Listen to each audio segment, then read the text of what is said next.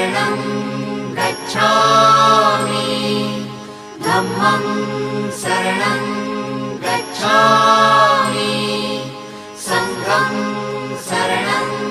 गच्छामि